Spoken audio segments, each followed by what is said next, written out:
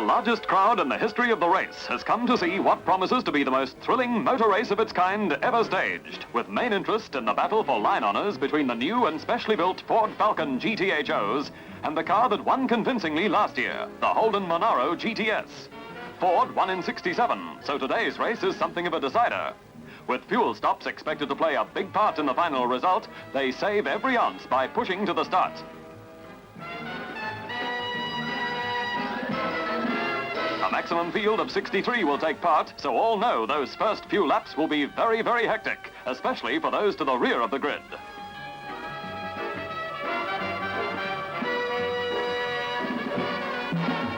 Ford Managing Director W.O. Burke talks with pre-race favourites Leo and Pete Gagan.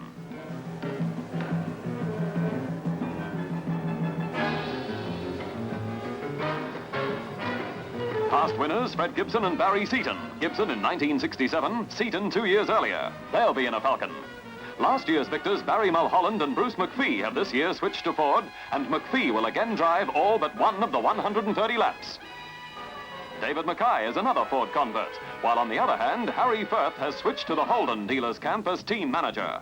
Harry has won the race 3 times, so should know every bump, bounce and bend of the notorious circuit to keep his drivers and their vehicles in the running for line honours.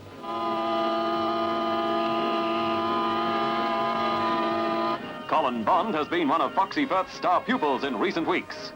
But now the 1-minute siren has gone and all is ready for a start with 2 Falcons and a Holden on pole position.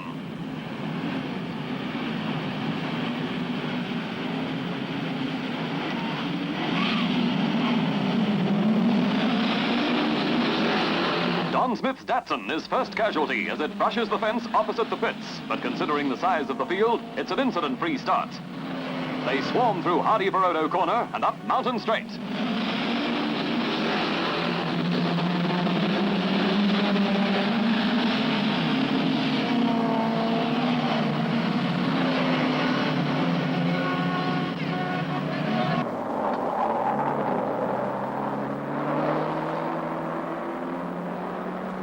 The Gagan car is pacemaker at XL corner, and their speed up the mountain is nearly as fast as last year's going down.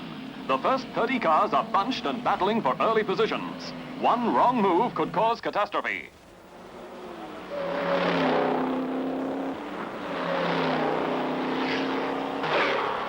And that's just what happens as they race over the top of the mountain.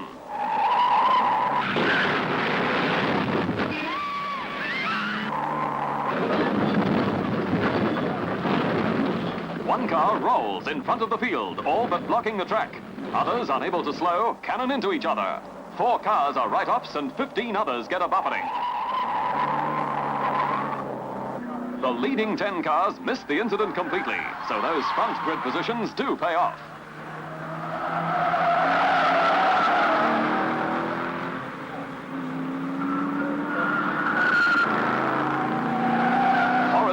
And Pete Gagan has a 200-yard lead over the Falcons of David Mackay, Bruce McPhee and Fred Gibson. Then come the Holdens of Digby Cook, Colin Bond and Des West.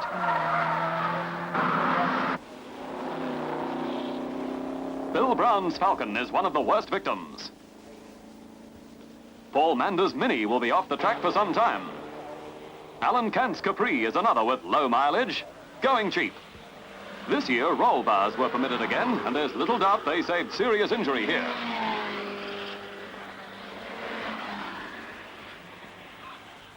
Christine Cole takes over from Lynn Keith, and the Fiat is quickly back on the track. Now the field is starting to spread, making life easier for not only the drivers, but the lap scorers too. Gagan is clear leader after 20 miles, and with him now, David Mackay's GTHO. Then the GTSs of Cook and Bond, the McPhee Falcon, and the West Monaro.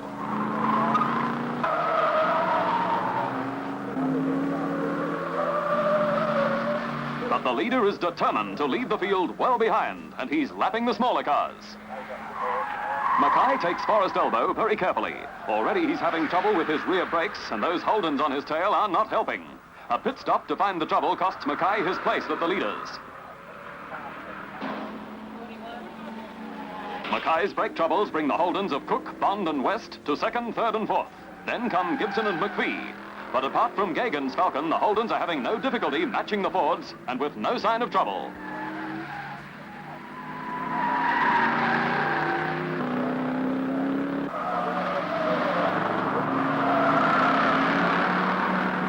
The leader is still pushing hard, continually lapping the smaller cars, but Digby Cook and Colin Bond are never far behind.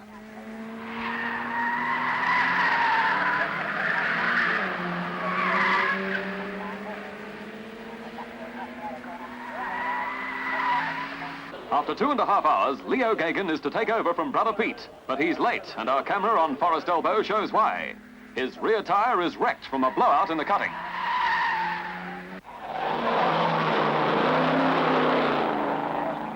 The pit crew stand by with tyres, unaware of the trouble. Pete had timed his stop 1 lap too late, but despite the flat, his lap time loss is only 30 seconds. This is where every second counts. A minute lost will take an hour to make up. Leo takes over as his crew, with a little help from Big Brother, change both offside wheels.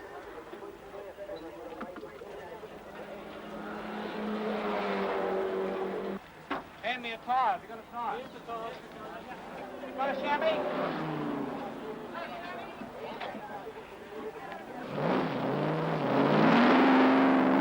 Out again after 4 minutes, but now Digby Cook is leader. He's lapping regularly around 2:55, and so far his fastest over the flying eighth is just under 129 miles per hour.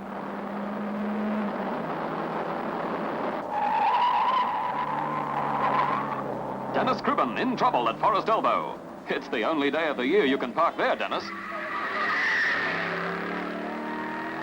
Definitely time for a Rothmans. Then a scheduled pit stop for Digby Cook that brings another change of positions.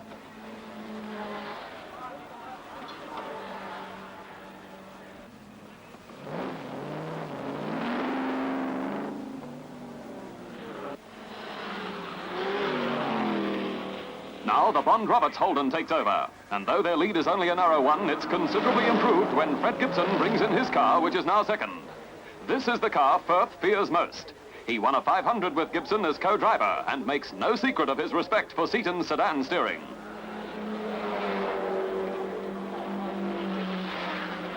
They fit 2 new tyres and take on 12 gallons of fuel.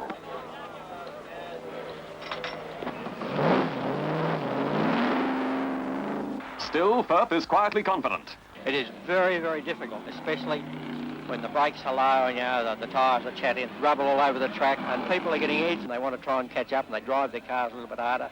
And this is where you've got to sort of try and calm people down a little bit. You can never say you've won here until you have done their 130th lap. We are in front, not by that much actually, but we think that McPhee has to make another stop. And sure enough, McPhee does pit. Only for 5 gallons, but enough to put him too far back to catch the Bond Holden as it heads for the checkered flag.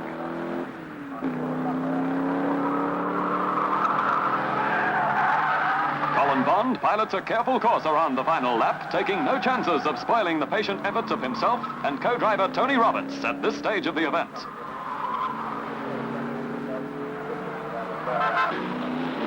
Six hours, 32 minutes, 25 seconds their time for the 500 miles, just over 12 minutes better than last year's Holden record for the race. Hardie Ferodo Managing Director George Hibbert makes first presentation to Holden dealers team captain Firth, then to Bond and Roberts.